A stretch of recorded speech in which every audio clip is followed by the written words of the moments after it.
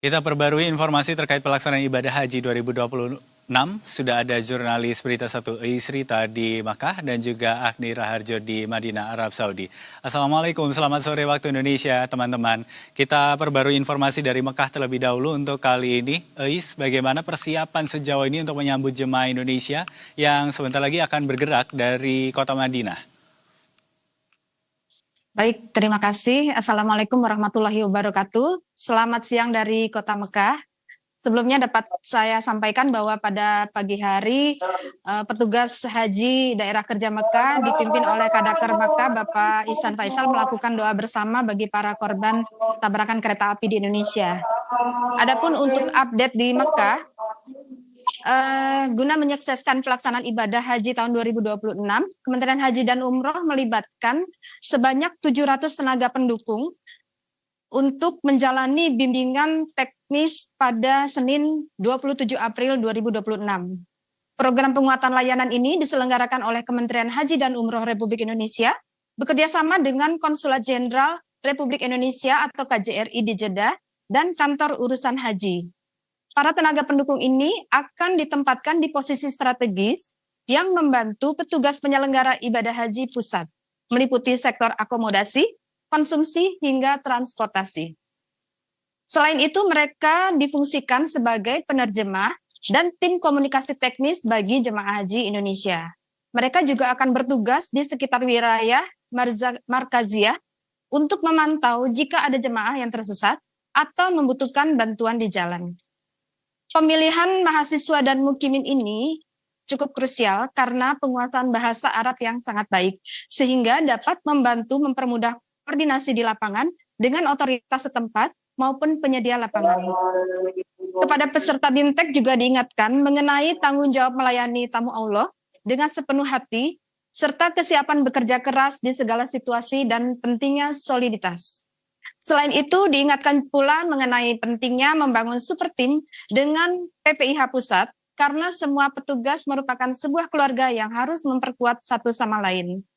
Melalui BIMTEK ini juga diharapkan 700 tenaga pendukung tersebut dapat memberikan perlindungan dan kenyamanan maksimal bagi jemaah haji Indonesia sepanjang penyelenggaraan ibadah haji 2026. Demikian. Oke, Ais, apa saja kemudian yang perlu diperhatikan oleh jemaah Indonesia ketika nanti tiba untuk kali pertama di Kota Makkah maupun saat hendak melaksanakan umroh wajib di sana? Kepada para jemaah haji diingatkan untuk selalu membawa dokumen-dokumen penting seperti kartu nusuk, kemudian visa, paspor, dan juga gelang identitas. Karena tanpa kartu nusuk, jemaah tidak bisa memasuki Masjidil Haram dan melaksanakan ibadah umroh. Kami sampaikan juga bahwa saat ini pengamanan makin diperketat di Kota Makkah, razia dilakukan di mana-mana. Jadi kalau jamaah tidak membawa kartu nusuk itu akan berhadapan dengan pihak keamanan setempat. Demikian. Baik, jemaah diimbau untuk membawa dokumen jangan sampai tertinggal ketika akan memasuki kawasan Makkah. Itu yang disampaikan oleh Isrita, reporter Berita Satu yang ada di sana.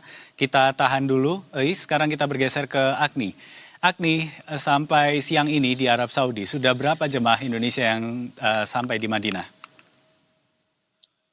Assalamualaikum warahmatullahi wabarakatuh. Selamat siang waktu Madinah, Dev dan pemirsa Berita Satu. Sebelum saya mengupdate informasi terkait ketibaan jemaah, saya ingin menceritakan bahwa kecelakaan yang terjadi di Stasiun Bekasi Timur juga menjadi sorotan dan perhatian bagi kami, para petugas penyelenggara ibadah haji, khususnya di daerah kerja Madinah. Karenanya tadi pagi kami menggelar apel dan doa bersama bagi korban dan keluarga korban kecelakaan kereta di Stasiun Bekasi Timur. Apel dan doa bersama dipimpin oleh Kepala Bidang Media Center Haji, Kementerian Haji dan Umroh, Ihsan Marsa.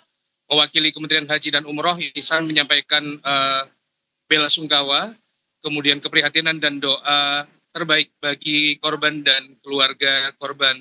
Dan berikut pernyataan Ihsan Marsha, Kepala Bidang MCH Kementerian Haji dan Umroh.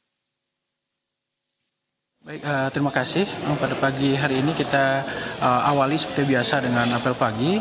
Tentu pertama sebelum mulai aktivitas kami juga kita melihat bagaimana perkembangan yang terjadi di tanah air, termasuk musibah yang terjadi yang menimpa saudara-saudara kita. Kami meminta teman-teman petugas di Tanah Suci untuk ikut mendoakan keluarga ataupun masyarakat kita yang tertimpa musibah di Bekasi. Dan tentu ini menjadi salah satu pengingat kita berkaitan dengan bagaimana untuk kita saling mendoakan dalam keadaan apapun bagi masyarakat kita. Dan Dev, selain beribadah, kegiatan Jemaah Haji Indonesia di Madinah di gelombang pertama ini juga diisi dengan berbelanja oleh-oleh bagi keluarga tercinta di tanah air. Berbagai oleh-oleh khas haji menjadi buruan jemaah, di antaranya adalah parfum, kemudian sajadah, kurma, dan juga pernak-pernik khas Madinah. Namun tentunya aktivitas belanja ini akan menambah beban bagasi jemaah, khususnya gelombang pertama yang harus masih melakukan kegiatan ibadah di kota Mekah sampai nanti puncak ibadah haji. Karenanya jemaah haji Indonesia di Madinah memanfaatkan fasilitas kargo yang tersedia untuk kemudian mengirimkan oleh-oleh ini langsung ke alamat mereka di tanah air. Selama 7 hingga 14 hari, kargo ini kemudian akan dikirim dan sampai ke alamat tujuan, bahkan saat jemaah haji belum selesai melaksanakan puncak ibadah haji.